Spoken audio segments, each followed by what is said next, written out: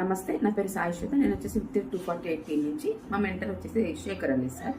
And ఈరోజు topic వచ్చేసి self defence. Speaker వచ్చేసి సునీత కలకంతి మ్యామ్. బేసిక్గా సెల్ఫ్ డిఫెన్స్ అంటే నేను మనల్ని మనం రక్షించుకోవడం, ఎవరి సహాయం లేకుండా అనుకున్నాను.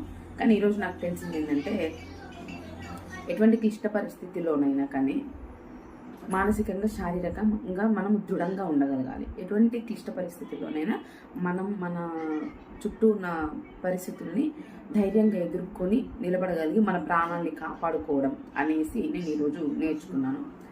సునీత మ్యామ్ గారు ఈరోజు చాలా బాగా ఎక్స్ప్లెయిన్ చేశారు. నిర్మానుష్య ప్రదేశంలో మనకు ఎవరైనా అనుమానాస్పదంగా కనిపిస్తే సేఫ్ ప్లేస్కి వెళ్ళాలి ఫస్ట్ అనేసి, నెక్స్ట్ హెల్ప్ అని గట్టిగా అరవగలగాలి. అది మనకి హెల్ప్ దొరకని పక్షాన హెల్ప్ అని గట్టిగా, అంటే ఎటువైనా సేఫ్ ప్లేస్కి వెళ్తే యాక్సెప్ట్ చేయకపోతే హెల్ప్ అనేసి గట్టిగా అరవడం. డార్క్ ఉన్న ప్లేసెస్లో ఉండకుండా ఉండాలి, లైట్ ఉన్న ప్లేసెస్లోనే ఉండాలి ఎక్కువ, ముఖ్యంగా లేడీస్. నెక్స్ట్ వచ్చేసి హెల్ప్ లైన్ నెంబర్స్ని యూజ్ చేసుకోగలగాలి.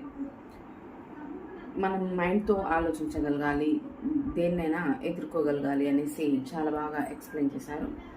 మనం ఎక్కడికైనా వెళ్తున్నాం, జర్నీ చేయాల్సి వస్తే ఆ డీటెయిల్స్ ఫ్యామిలీతో ఖచ్చితంగా షేర్ చేసుకోవాలి. ఇదనే కాదు,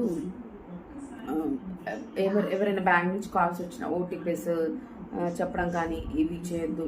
సైబర్ క్రైమ్స్ గురించి కూడా బాగా ఎక్స్ప్లెయిన్ చేశారు.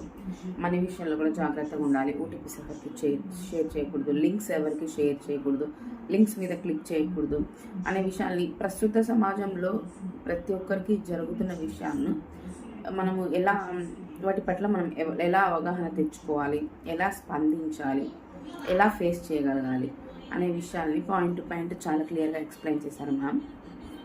అందరినీ మాట్లాడించారు, క్వశ్చన్స్ తీసుకున్నారు, క్వశ్చన్స్కి ఆన్సర్స్ ఇచ్చారు.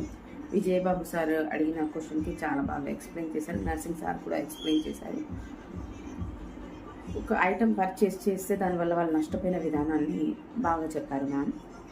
ఏది ఏమైనా లేడీస్కి మనం ఏ విధంగా ఎదుర్కోవాలి, లేడీస్కైనా జెంట్స్ అయినా కానీ ఎవరైనా మానసికంగా, శారీరకంగా ఎలా దృఢంగా ఉండాలి అనే విషయాన్ని బాగా ఎక్స్ప్లెయిన్ చేశారు. ఇంకా కొంచెం ఉంటే బాగుండేది క్లాస్, ఇంకా కొన్ని విషయాలు తెలుసుకోగలిగితే బాగుంటుంది. కానీ తక్కువ టైంలో ఎక్కువ ఇన్ఫర్మేషన్ ఇచ్చారు.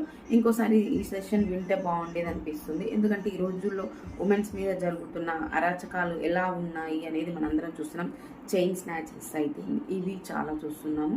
గోల్డ్ రేటు పెరిగిపోతున్న కారణంగా ఇవి కూడా ఎక్కువ అవుతున్నాయి. ప్రతి ఒక్క విషయాన్ని అన్నీ మనకు అర్థమయ్యేది, మనకు